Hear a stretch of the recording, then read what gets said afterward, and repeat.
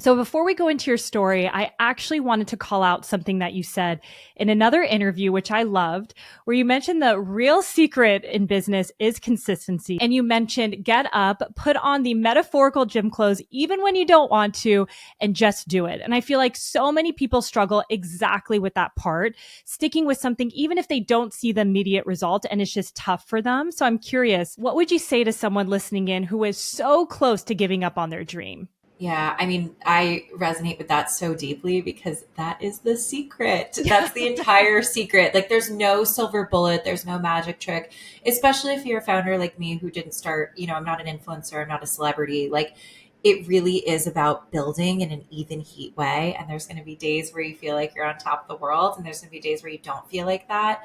So, it's really about training yourself to show up no matter what, and also giving yourself a little bit of grace, right? Like, Mm. actually, there might be a day where you put on the metaphorical gym clothes, go to the gym, and you don't work out, but you still got to put the gym clothes on and go. So, like, especially early days, giving yourself a little grace if a day isn't perfect, but like, just keep showing up, because it is in that consistency, inch by inch, that you will look back and you will be miles from where you started, even if it doesn't feel like you're moving that much in the moment. Yes, it's so true. And I think I love what you said about giving yourself grace. I feel like one thing that I learned so quickly in starting my business, I used to be so hard on myself. Like you mentioned, some of the days I might not be showing up 10 out of 10 for whatever reason. Maybe I didn't sleep well, or it's at, a time of the month where my hormones might have shifted the way I feel. And you're so right. Now being 3 years in my journey, I'm like, those days that I still showed up and gave a 5, in the long run, it's a consistency that really matters. And you can't kill yourself day over day, especially when you're like running your own business. I'm like, oh, this is a totally different journey than working for someone else. The thing that I learned from working a decade before starting Crown Affair is that it's not sustainable. It Mm. causes burnout if you show up every day. And the truth is this isn't a gendered thing, but as humans, we all have masculine energy and feminine energy. And that show up every day, move fast and break things, perform every day at a 10 is actually very much rooted from a masculine perspective, which is where society is coming from. And so much of my journey as a founder now, the last 5 years of Crown Affair and just being a human in the world, is coming from a place of feminine energy where, like, it's actually, I call it the no splashing, but it's like finding a little bit more grace in that and not constantly do, but be, and finding time for rest because it actually makes the doing better. I'm grateful I had 10 years of like the intense go, because it was intense, but like you do learn how to be excellent in that way. And Yeah. Yeah. I love that I now get to choose, like, and I was funny. I was talking to my friend the other day. I was like, what's the difference between faith and trust? And faith is like blindly having faith that like this thing will happen. And trust is based off evidence.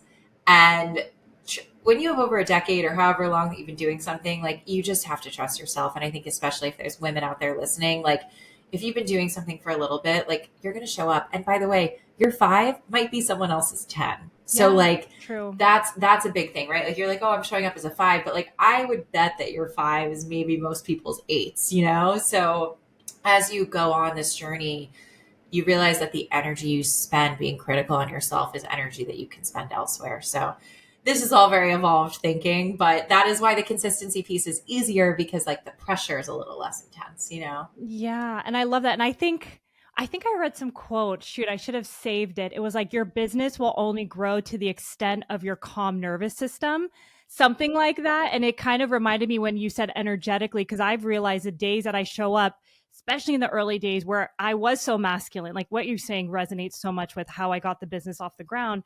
And I realized, like, oh, this energy is actually not what's going to take us to the next level. I'm like, I have to change everything that I've learned in my whole life working for other people, that masculine energy, and shift myself. So there's nothing better than having a business to teach you all this, because you can't white knuckle your way to growth year over year over year over year.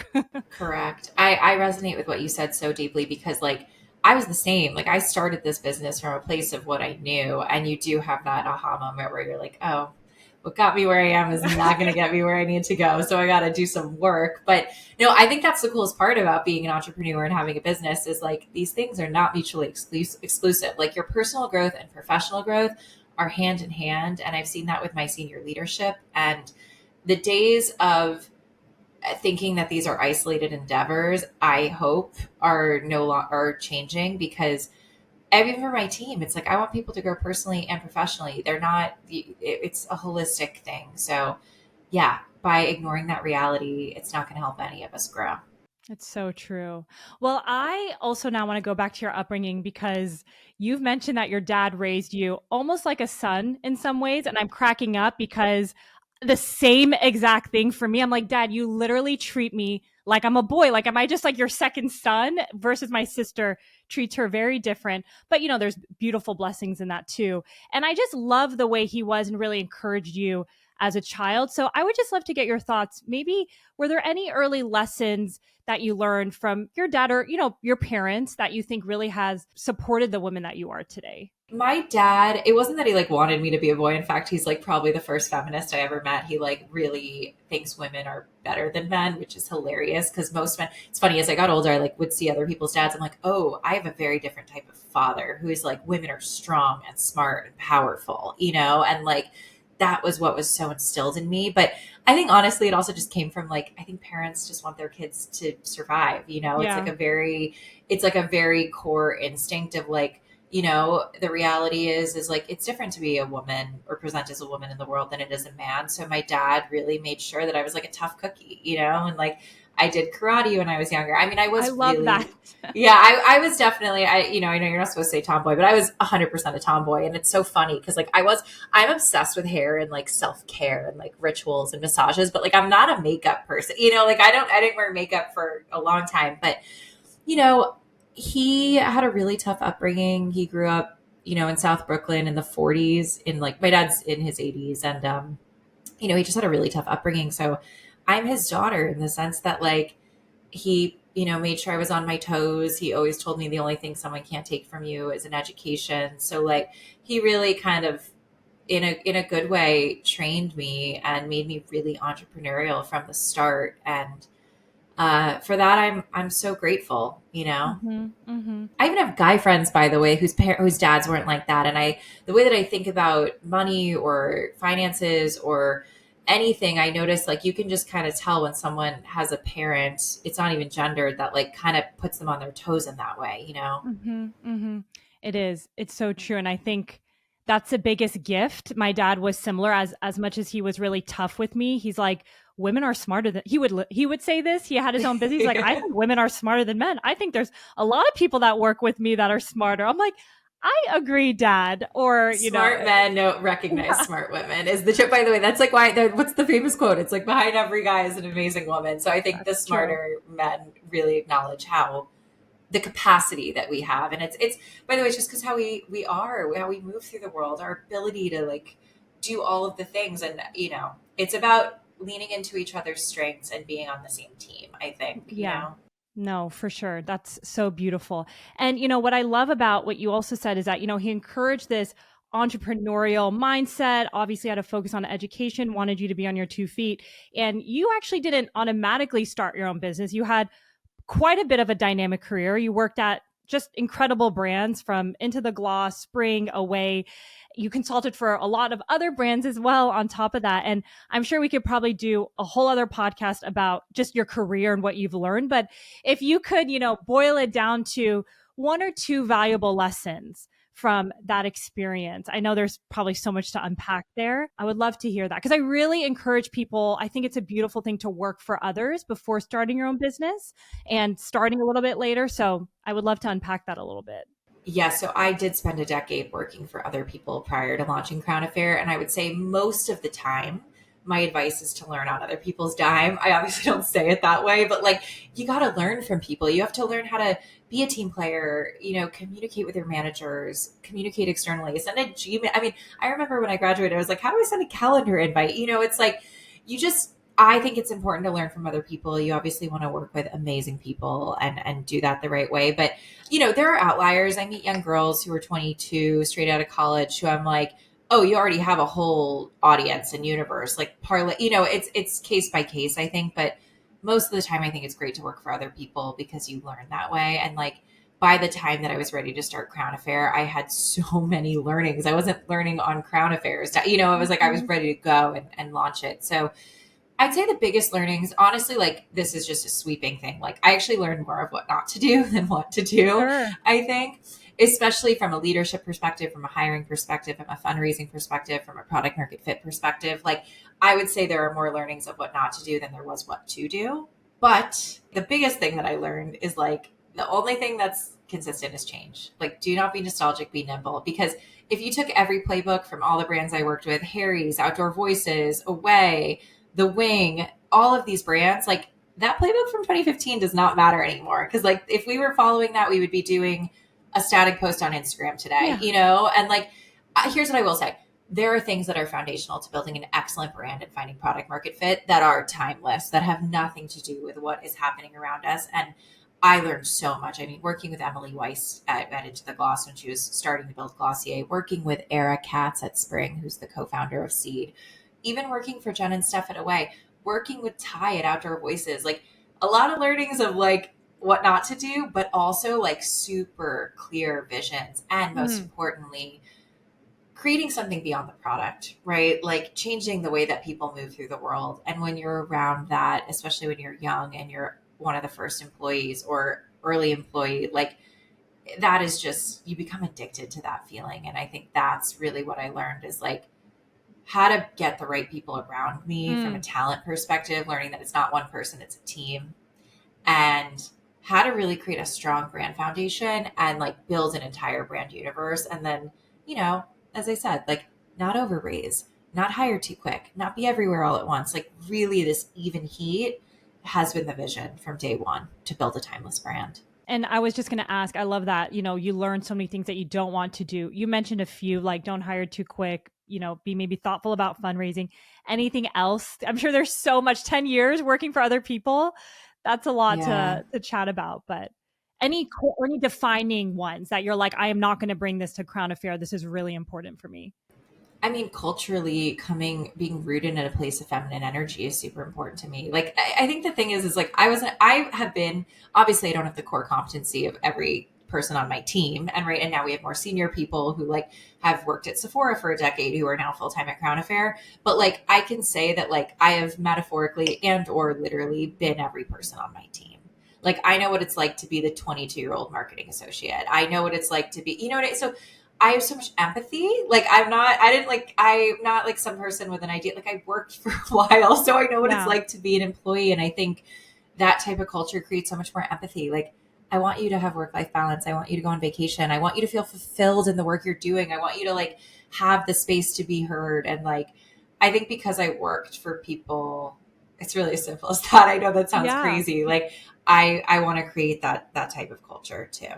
Totally. And it sounds so simple, but I think there's so much beauty in working with other people. And similar to you, I worked in many toxic environments. And I'm like, that is one thing that I will not allow in my business. And regardless of how competent someone is, like, nope, it's just not going to happen. So I think Totally. there's a lot of, like you said, leadership, managerial, and also like being an employee. There are, people on my team, or like you said, there's some young people who have a different path. Like they might start their business a little bit earlier or not work in more of a corporate environment.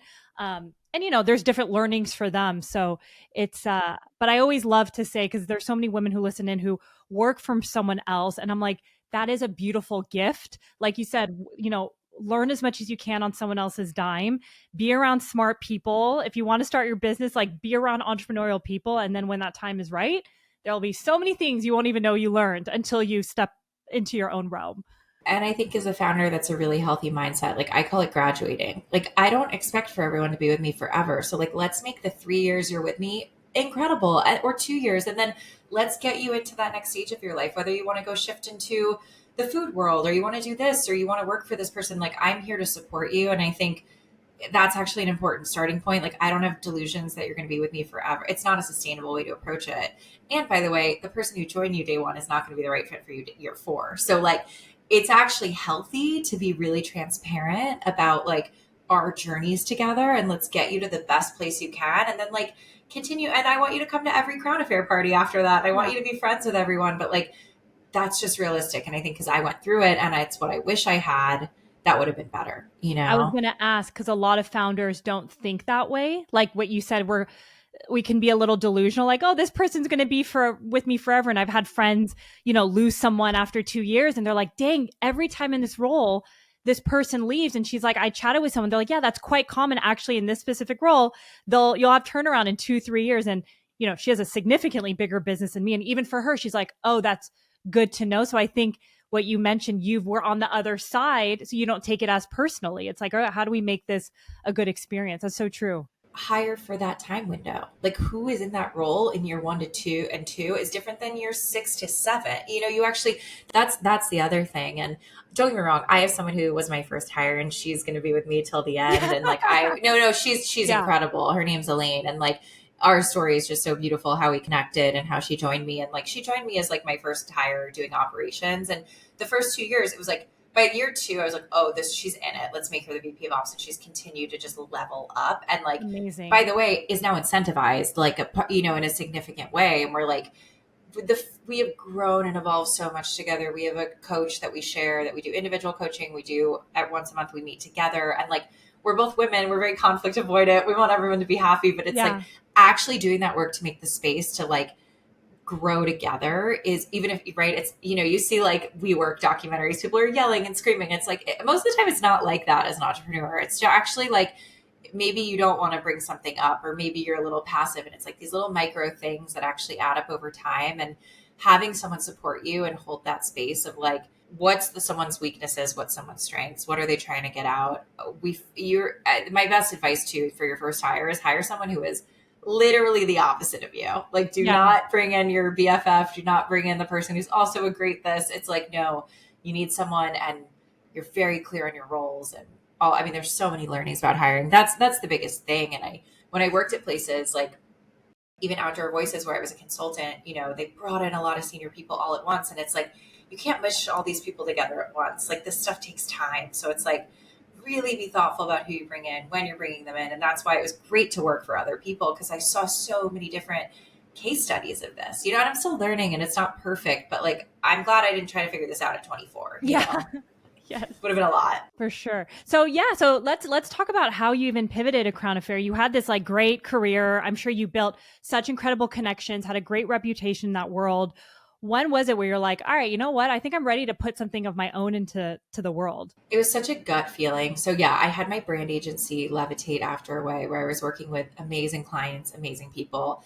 I always joke that it's an Avengers team. It's like Avengers Assemble. Like, it's all the same people. I worked with so many of the same people at all those brands. And it's kind of like in film or like, when you see like Emma Stone is always working with like Yorgos Lanthimos with Willem Dafoe, it's like the good people still want to work with the people they love working with. So like, that decade of the consumer space was very much like that. So I got to be brought into a lot of amazing projects. And I had reached a point where I felt like I was bringing a lot of my special to these businesses. And I was like, I'm sure at one point I'll do my own thing. But like, total side, I am obsessed with hair. I think it's like the final accessory. It is such a core part of our identities. I've always been a hair person. Like, my first beauty product I ever loved was like the Biolage mask. And I remember like doing that in the shower when it was like CD players were in the shower. You know what I mean? Like the Sharper Image CD player, and like putting that mask in and just like loving hair. And I was always like a violet gray shopper. And at the time too, I was trying like new clean brands. They never worked. Like, I always went back to the salon brands that I loved. And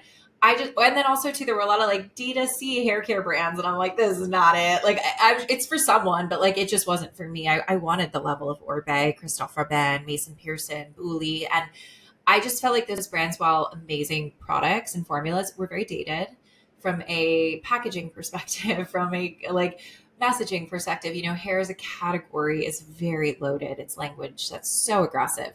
Fight, manage, tame, like, all this stuff. And I'm like, what if we came from a place of care and having this be a beautiful ritual? And, I studied art history in college, so I have always loved art. And for years, I've been a mood boarder. So like, it wasn't like I woke up one day being like, I'm going to make a brand and I'm going to hire a brand agency. It was like, I'd been subconsciously and consciously building the Crown Affair universe forever.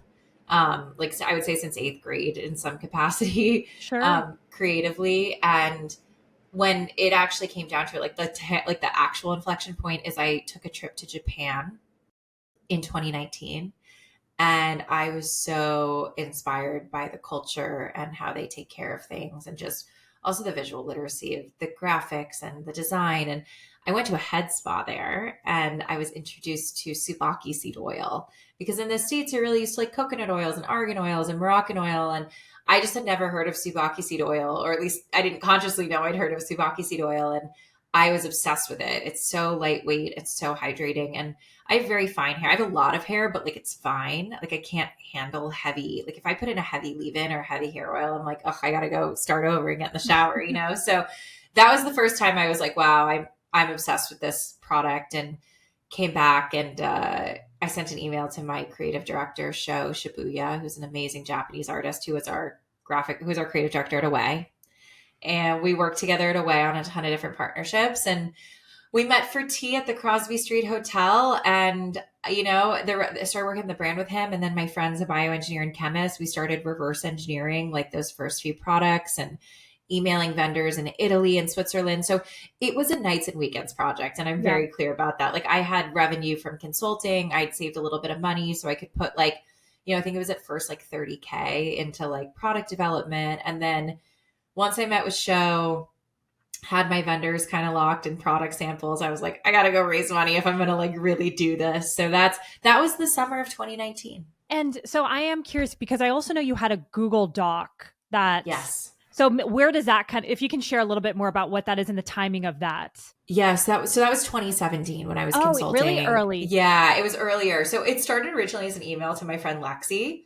I had coffee with her, and she was like, literally at the end of coffee, was like, by the way, can you send me all the stuff you just told me about your hair? Like, I need the help. And separately, some of the girls I worked with at Outdoor Voices were like, you're always like doing stuff to your hair, like all throughout the day. You have all these things you do. So I put it together because it was just easier to be like, here's the 12 things. I kept sending the same email, and it was like getting all messed up. So put it in a doc. I was like, this is the hairbrush I use. It's $250. Here's the hair towel I use.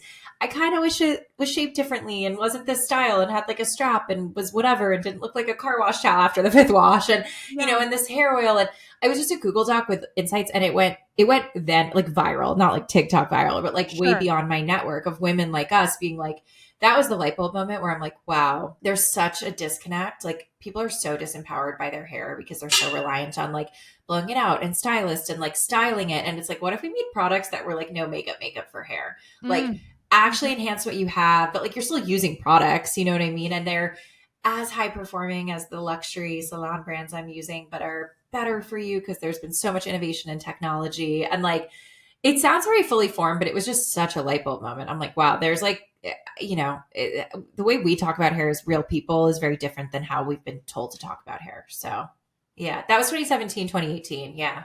I love that. And like you said, I mean, the evolution of Crown Affair, even if you didn't know, the exact idea started years before, which I think is so common versus some people are like, I don't know what my business idea is. And I need to figure it out tomorrow. I'm like, it's an evolution. Like you'll slowly see those light bulbs. Like you saw the Google Doc, and then you mentioned, let me start this side hustle in my evenings and the weekends. Let me put 30 grand. So like you slowly evolve the brand until you felt pretty confident that like, okay, there's something here. So you mentioned 2019, you felt really excited about everything you created. You locked in the vendors. You're like, all right, fundraising. That's the next thing. I don't have it myself to take it to the next level.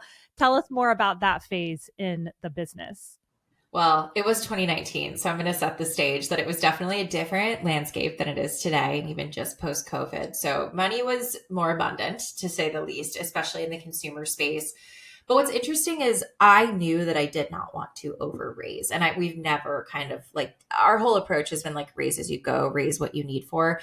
Having come from venture-backed consumer brands and not having like some pot of gold anywhere to like tap into, like I knew I needed to fundraise. But I went into it wanting to meet people who were philosophically aligned with the vision for the brand, which is like, we are creating an accessible but prestige brand. Like this is not like a cheap product that we're just going to a contract manufacturer, slapping a label on, like I actually really want to make a brand that sits next to your Chanel and Byredo products, which is a very different endeavor.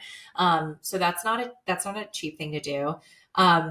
Also like it was going to take time, like to really enter this space. So I went with a lot of it. I mean, I think at that point, to this day, I've taken over 500 investor meetings. But at that point, I probably took about 50 when I first started. And like, honestly, half of them I walked in and was like, if I never see this person again, that would be totally cool. Which I think is important because you have, first of all, the best advice I got early on was like, if you ask for money, you get advice. If you ask for advice, you get money. So like go in, see if you can vibe with people because it's going to be a marriage and they need to get the vision before you even talk about numbers. The other thing is like, I was very practical because I spent a decade in marketing. I was like, how many brushes do I think I can actually sell today? How many hair? Like, Sure. I wasn't like, I've never been a spreadsheet brand where I'm like, we're going to 10X this thing. It's like, no, like I know what it takes to actually sell stuff on the internet and in person. So like, maybe I could sell 30 combs on day fit. Like it was so not sophisticated consultant. It was like, how many combs do I think I can sell in 5 months from now? You know, so I built out Sure. that first model and obviously brought in amazing people who were McKinsey consultants eventually, but like, it was just really tangible. So that was the first thing. Coming from these brands, people wanted to meet. So I'm very honest about that. It's not like I was cold emailing people. People were like, ooh, in a way. And it took a lot like alum. It was very exciting. But yeah, I kissed a lot of frogs and you find the right person. And Andrew Mitchell from Brand Foundry Ventures invested in Crown Affair, Vacation, and Starface all in that quarter. And he just got all of us pre-launch, all of those founders, Julie Schott and Brian from Starface, Dakota and Locke from Vacation, and me from Crown Affair. Like we could not be more different types of business. And shout out to Andrew because he got like a Walmart brand, a Target brand, and a Sephora brand in there. So, and totally different categories. So yeah, it was easier then because there was more. But once we launched in 2020, the landscape had changed. But Andrew is a great partner. He totally gets it. He is like, you do you, I trust you. And I think that's Mm. really important because a lot of investors can be a little pixel pushy where they like get an email and they're like, why does the email look like that? And you're like, no, no, no, no, no. Like I've got two people right now. I'm doing the best I can. I need you to be on the long term. So someone who's in it for the long term vision is what I recommend. I have a question about something you mentioned in terms of like how you were very realistic in how much you were going to sell. Like, as you're meeting these investors, I've seen some of these decks and I'm like, oh, interesting. Like, how are you going to hit 5 million in month one? Like exactly what you said. I'm like, I know what it takes to sell product. And like, I just so appreciate people even thinking that big. I was like, that is just incredible. Like, props to you if you can do that. But it always is such an interesting thing for me to see when it's pre-launch. If you've launched and I'm like, okay, maybe you guys have figured something out, but you mentioned that, you were very realistic. Was that a negative thing for some investors? Because I feel like I've also heard they just want to see these crazy numbers, which I just find wild. Yeah. So there are exceptions to this rule, and those are solution oriented products. If you launch something like a K18 or you launch the most amazing supplement that's going to change, like Sure. you might have a unicorn situation where like, yeah, you're doing 5 million in the first month. You know what I mean? And those are, I've pretty much only ever seen it with solution oriented products, if I'm being honest with you, not brands, that Sure. take time Sure. to build. So, and the truth is like often if you heat up really quickly, you can burn really quickly too. So that's more what I mean by philosophical alignment. If you walk into the room and someone's like, let's heat this up real quick, baby, you're like, okay, we're not going to be in the same kitchen, Yeah. So that's more what I mean is just finding somebody. And again, it's not impossible. I just have a vision for the brand that I'm building. And the truth is like the brands that I respect the most and look at are timeless brands, and finding a partner who's like, I need to give you enough to do something, but not enough to do nothing has been the Mhm. whole strategy. That's great. And it was great that you were very clear with who you wanted to kind of bring into your orbit. Cause like you said, it's like a marriage. Like you're with this partner for a very long time and to what you're about to get into through very difficult times. So you launched the brand January 2020, 6 weeks before the world shut down. I can't even imagine. How did you Spoiler guys alert. pivot? I know, I know. There will be What a global pandemic. I can't even imagine the timing of that. Like, what did that look like for you? How did you feel? I mean, I have so many questions. This is where putting on the metaphorical gym clothes every day is very important because yeah, I mean pros and cons to everything and hindsight is 2020, but like it was hard. Here's why it was challenging. First and foremost, like what's going on? Is everyone okay? Like just as humans, like business aside, it was just a very scary time. And I was living full time in New York City. I never thought I'd leave New York City. It was my home. Like I just launched a business. So much of what I'd known to be true about great marketing is that it is about like spreading this gospel on the ground and like being in person and meeting people. And I'm not an influencer or celebrity. So like I had all of the people I met in my career on email and people who knew me who are people of influence, but like not, and I had worked with influencers before. So I had relationships from all these brands because I was building out that, but like I myself didn't have some like big YouTube or had some, it was like, Yeah. I had to figure out and be really creative right away to how to spread that surface area of special is what I call it online.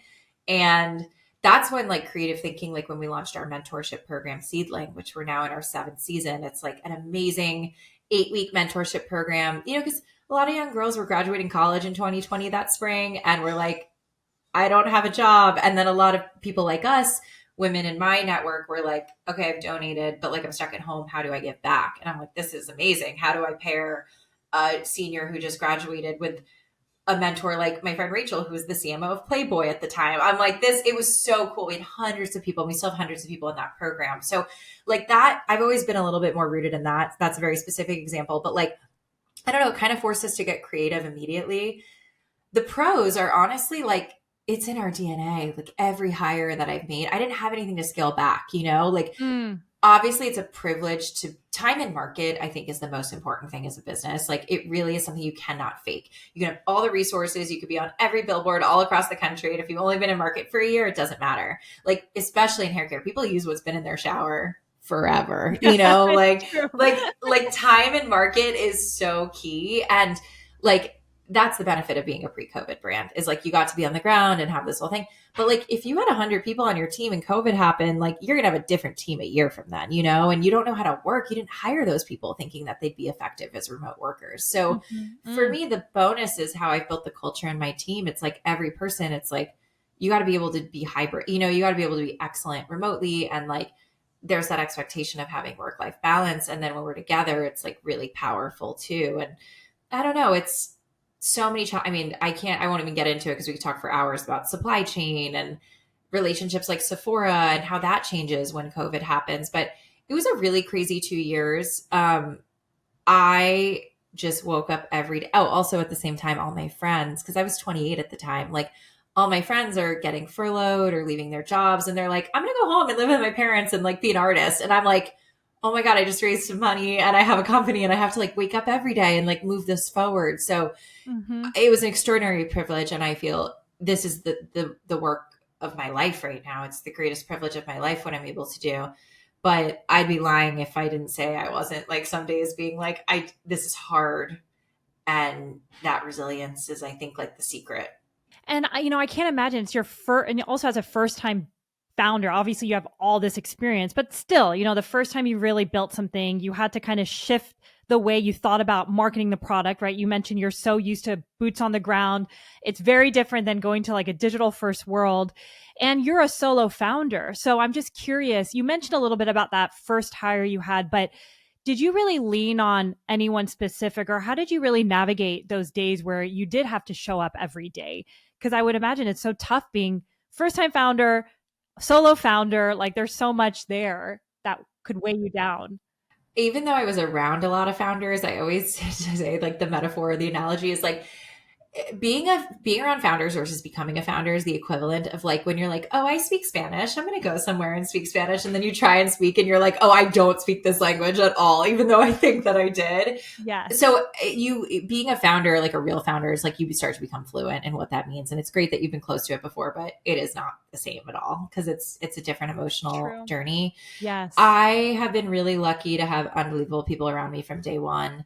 Elaine, who I mentioned, who is our president and really is in the day-to-day running the business with me. She's been with me for 5.5 years now. She's joined me October of 2019. Like this company doesn't exist in the way that it does without her.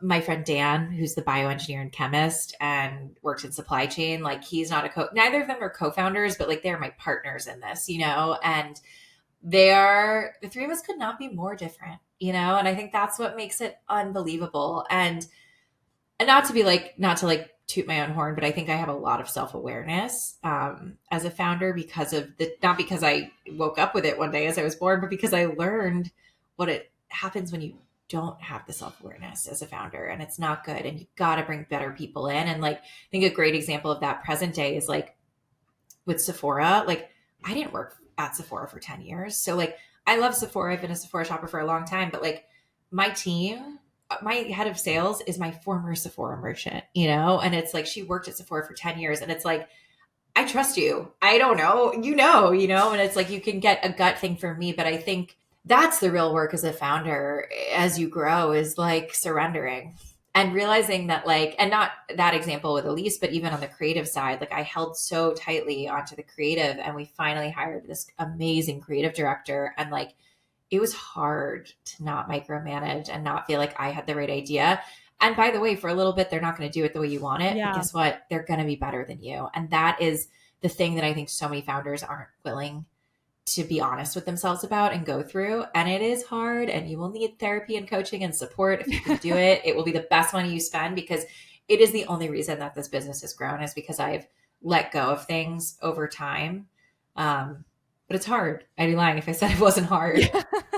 I mean, especially every aspect of the business, but like the creative is, and especially you come from the world of brand, like it's the blood of the company. So handing that off to someone and letting them figure out, you know, their personality with it. I mean, that's like a journey that I'm currently in, and even letting go, but it's tough. It's like a battle I have myself. I'm like, yeah, it's fine. Like, let them test something out for social. And, actually the other day there was something where I was like, I don't think that video is going to work. We switched it. It went viral. And that was all Yeah. because, yes, I said the first one didn't work, but she pivoted completely to a way I didn't even think. And like, we have millions of views on the video. So I'm like, you know what? Yaz, it's good to just, like you said, empower people. You don't know what's going to be the next viral thing, or the next amazing campaign or whatnot. So I love what you really resonates with what you said. Also, if the brand system is so strong, like I so deeply believe in the brand that I built with Crown Affair from day one, that like that actually and like the quality of the product, the components, the brand itself is so strong regardless of the mark. You know what I mean? That like Sure. you actually have more room to play. I think when you build a brand that's like watered down, you're inspired by someone else, which by the way, like I see so many brands that get Crown Affair. I'm like, oh, we're on the mood board, which is, by the way, also founders listening, if you're building an excellent brand, that's part of the thing too. Like, you don't need to post about it. Like, people are going to copy you, but like having a strong brand system allows you to hire people to try things and take risks. I love that. You have a strong brand and you have that foundation, then you have more wiggle room to try different things. You're right. It's so true. It's not going to make or break you. And I'm curious, you mentioned, later down the line, you hired your merchant at Sephora, who now is head of sales for you. How did you guys in those early days in COVID really get the business off the ground and create that awareness? Did you go straight into retail? Like, what was your strategy then? Yeah, so we launched D2C for our actual launch. And then our first partner, our first strategic retailer was Violet Grey, which, You I mean, love? iconic, the best. Yeah. I mean, they're like the creme de la creme of luxury beauty. And what Cassandra and her team have done, I think, is immaculate. It's tiny though, right? Like, it's a small strategic retailer with like a gem box of a store on Melrose Place. Like, it's very specific. But to me, it's like, that's the edit, like that's the top. And I wanted to go through the Violet Code approval process and have all these extraordinary stylists and artists try our product. And you need a 70% approval rating by the Violet Code to get your products on their website. And there's a reason that we're one of the only young brands that's, on the Violet Code and Sephora right now. It's because that product quality is so important to me, and the efficacy. Goop was our second retailer, Oh, amazing. which was so organic. Like, they had reached out, we had a meeting. We just started small. It was like on consignment. It wasn't like a big partnership. It was just like, okay, let's see how it goes. And I think we're now like, I mean, it oscillates obviously, but we're like at least top. I mean, we're usually the top outside of Goop's brand, but like one of the top 2-3 hair care brands on Goop always. And Gwyneth herself like uses the product and had reached out separately to invest. So like, she's now an investor in the business, and that all happened just from her using the Goop inside. It wasn't like I knew her personally in any way. So that's been amazing. And then we have a couple other strategic retailers that we work with, but Sephora, we ended up connecting with Sephora, and that to me has always been the North Star in prestige beauty. And we're now collaboratively on a mission to like make hair care happen in the way that it did with makeup and skincare. So I love that. You mentioned something, and I think is so interesting, is like, you didn't know Gwyneth. She organically was using your product. And I feel like when you have a good product, you never know who's using it. And you will have surprises like that. You're like, wait, what? This person's talking about us, or that celebrity is using our product every day. So, things like that happen, I think, when you have like a solid product and are unique in that category, which you guys for sure are. So I love hearing that you didn't, have a connection there, and you started on Goop on consignment. So it's like trying different things. And I'm going to pivot a little bit. You mentioned about your business coach, which I love. You're so hands on with self awareness and your own personal growth, which I think is so key in business. And in another interview, and I don't know if this is still true right now, but I believe in another interview, you had mentioned that you once would struggle around feeling the enoughness, even after all the success that you've had. And I think that really resonates. I mean, no matter what pillar you hit in business, it's like you still want to continue growing and building, but it's like, well, when are you enough for yourself, and how do you define success? But I'm curious, working with that business coach, has she helped you navigate feeling more enoughness? And how, I know this is a big question, but how has that translated in maybe your relationship like with the business? Yeah, it's the most important question, if I'm being honest with you, because when we look at my leadership plan, yes, my coach is incredible. Our entire leadership plan, the number one thing, right? There's all these little things like, Dianna, improve on this or improve on this, very tactical. But the number one thing we were working on was self-love. Gosh. It's because if you solve that, it all just trickles down. Most of the time people create fear-based cultures because they're hard on themselves, and then they project it by being hard on other people. By the way, you know what I mean? Like, it was a tighter, now there's been extraordinary growth over the last 2 years. And I can now say to you, and I don't know when that was from, but like, I do feel more complete and more self-love. I think it's an endless journey. I noticed this because things that used to trigger me, if I went on Instagram and saw another brand or founder like doing something that I wanted to do, I'd get so hard on I'd be like, okay, Dianna, get it together, But now I see that. And I also think the longer you go on this, and by the way, I'm still only 5 years in, like I wouldn't be doing this for a very long time. The further in you get, the more you realize how hard this is. So you actually end up having a lot of empathy for everyone around you. Yeah, like totally. what feels like inadequacy or competition, you're eventually like, oh gosh, this is so hard. I hope you're doing okay good too. Luck. Good luck. Okay. Yeah. Truly, like good luck is more of where it goes. So that's probably a piece of it too. But yeah, I've done a lot of work. I mean, I'm a huge artist way person, which for those who are listening and don't know what that is, it's a book written by Julia Cameron. It's a 12-week program to unlock your higher creativity. And there's a ton in there just about like getting to the root of self-worth and enoughness. I think anyone who's an entrepreneur sets the bar, and the bar keeps getting raised as you hit those goals, right? Like maybe it's, you said this, it's like, maybe one day the bar is Forbes 30 under 30, and that's years ago. And then I don't even think about it, and it's like, you keep adding these goals, but at the end of the day, like it really is about being present in the process as well.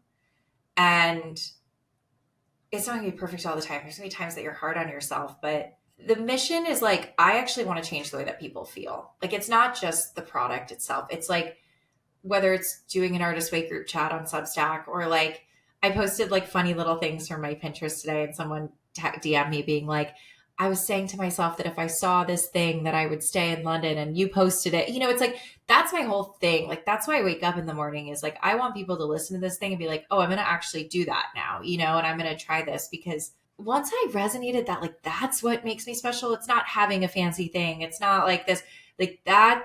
I feel so much more complete. So again, it's evolving. I'm like not perfect, but it's at any stretch, but yeah. And there's always going to be things we're jealous of, but like that feels good too. Let's not judge it, Mm-hmm, mm-hmm. And what you were saying about what really, because I'm always motivated around how you continue to find joy and fulfillment in the process. Because like you said, year over year, things get more difficult.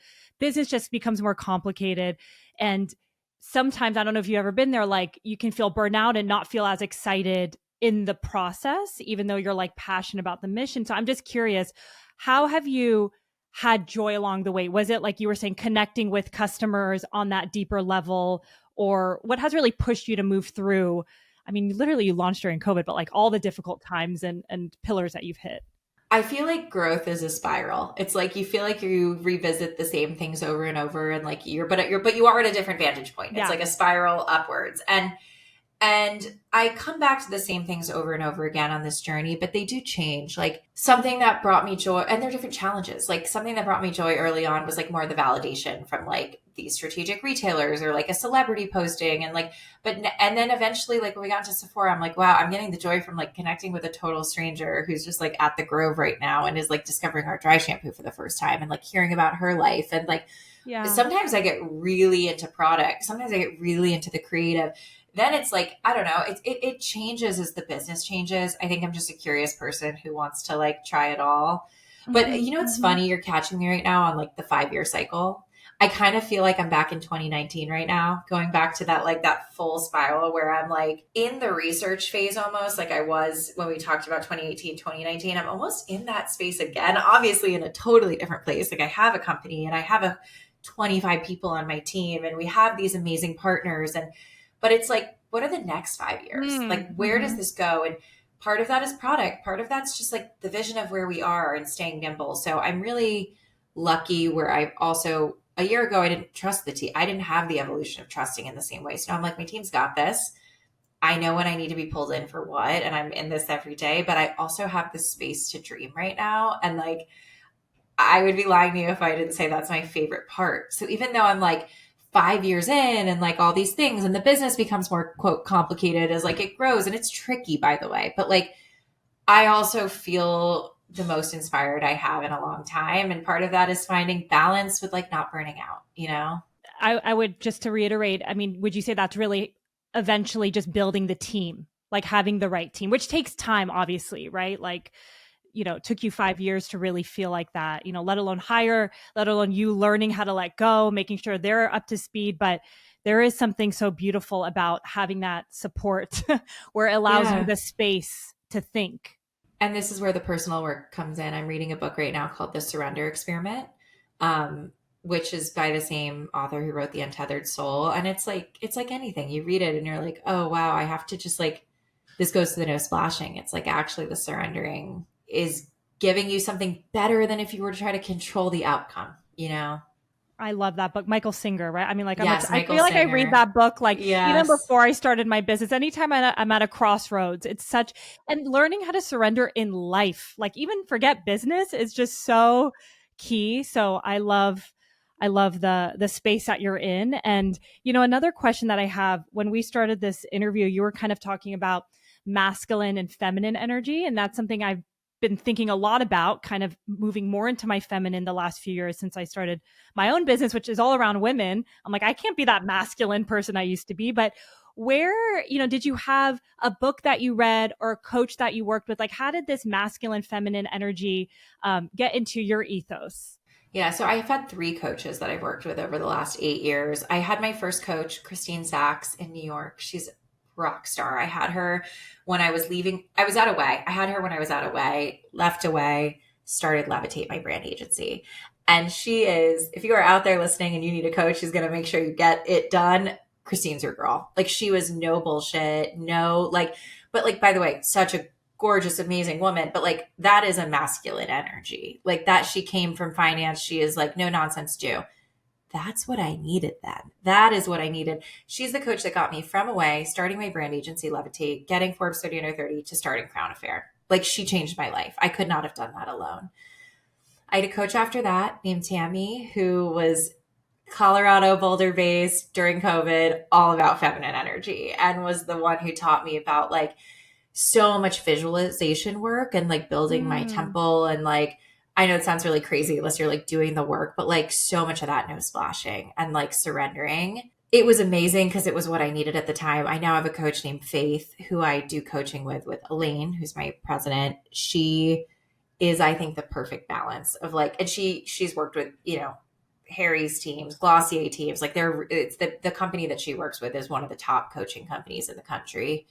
And it has been a practical application to the feminine energy because at the end of the day, we do live in a world that's driven by masculine energy and capitalism. And I still want to grow. Like, I think that's the yeah. art that I'm trying to figure out is like, how do you build a really strong business and also be a great person? like, Yeah, like totally. I'm not saying they're mutually exclusive, but like the world does not make it easy. And my life's goal, and I've said this a lot on, like coming from the move fast and breaking things, those things are not things, those are people.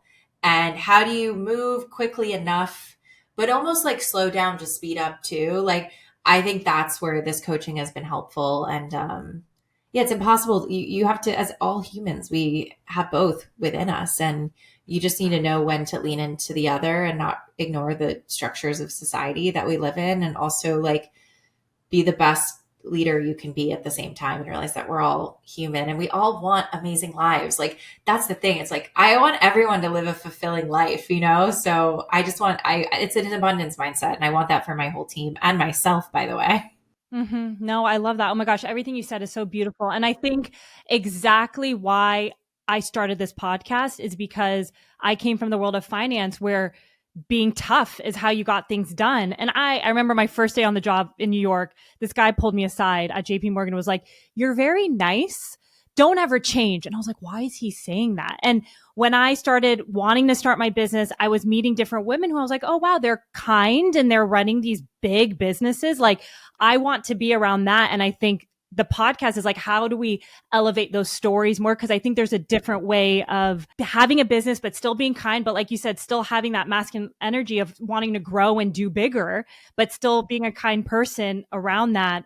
So I think you said it so eloquently, but that is what I'm always looking for, and what I strive to be as well in my process too. And So, yeah, and by the way, these things go in cycles, right? It's like, I mean, shout out to the women in the 70s. Like, that was the first oh time my women could gosh, have I credit know. cards, And it's like every decade there's just like a little bit more improvement in terms of finding that balance. Although it's so funny because I love TikTok, and I feel like this generation below me or even under is all about like the soft life and like marrying, you know what I mean? And like not I wanting to like, know. no, by the way, no Yeah. shade. Like, I love Yeah. this too. They're like, find you a husband. By the way, I love it. Like, they're kind of savage in their own way, where they're like, find you a man to pay for your life and like don't have him bother you. Like, Yeah. I Sure. obviously have chosen a very different path, but like, I do think that these things go in cycles in terms of women, right? Like, the generation before us, it was like some of these women were tough, like the Sheryl Sandberg of it all, the lean in. Like, it is evolving in real time. So I don't pretend to be like perfect, but I think that the point of why we're here is to like love and create. And I want to create an environment that does that. And that's what works for me. And I think that I attract people who want that too. I love that. And I know we're coming up on time, and I just have one question that I'm just curious about. You mentioned also in another interview that a remote work culture actually has made you a better leader. And I know there's different people who prefer to be in person. I also know people similar to you who prefer to be more remote. So where do you fall with that? And with having a bigger team, how has that experience been for you being more remote? It's different in every season of it. So early days, it actually was great because I did have Aline and I were in New York, and like everyone was in New York, but like it Okay, was, that's good. but it was, but COVID early days was like no one's leaving the apartment, So, but early it's like it's easy because there's only so many of you anyway, and you build so much empathy. It actually allowed me to be a much better leader the first 3 to 4 years because coming from cultures like being in an office, you feel everything energetically, and as a founder or a co-founder or whatever the dynamic is of those founders, like you feel that energy. So if something goes wrong, they can't hold it and contain it and then process it and then present to you as the best leader in an office space. When you're 5 days a week in an office, that was all I knew was like the emotional volatility of founders because like you're human and you're going through it. Where like I also went through that emotional volatility, but I did it from the comfort of my home. So then when I like got on my screen and I had the supportive coaching, I was able to like present in a way that did not project on my team. So that's why it was really good. I think now we're a hybrid. So we have an office in New York and an office in LA. And people go in like twice a week. It's just there for when we need it. And we've created a really good structure where like don't be there if you're doing Zoom calls. You know what I mean? Like, be efficient is the whole thing. But I do think building empathy and being in person, I cannot imagine being in a company where like everyone lives all over the country and doesn't know each other, because the delta between like really getting to know someone and knowing their kids' names or their siblings' name or where they're going on vacation, like that's important too. You know, you don't need to be best friends with your, you know, and as you get older, there's less of that. But like the younger girls, like they need to be in an office and I learn. But know. yeah, but I don't want you to spend your Mondays or Fridays in an office. I want you to like go to your dry cleaner and do your Pilates class and Sure. like show up. And by the way, the other thing is like that culture of being 9 to 5 in an office did not account for the reality of the world that we live in, which is that we are always online. You always have access to your email or social. So like if you're in social media or you're on the event team and you're producing an event on Saturday at a place, like we have a whole thing in Crown Affair called Take Your Time Days. And everyone gets a lot of take your time days, and they're totally separate of vacation days, because like, yeah, everyone's working it's, you gotta, I'm trying to course correct for the reality of the world that we live in. So, but I love seeing people in person, and I think it's really important too. Yeah. Oh my gosh, Diana, I feel like I could talk to you for so long. I'm like, there's so many ways I could go take this conversation. It was so much fun. I can't believe we already hit the hour, but I can't thank you believe so it. much for joining me. This was such a blast. Thank you for having me. This was really fun.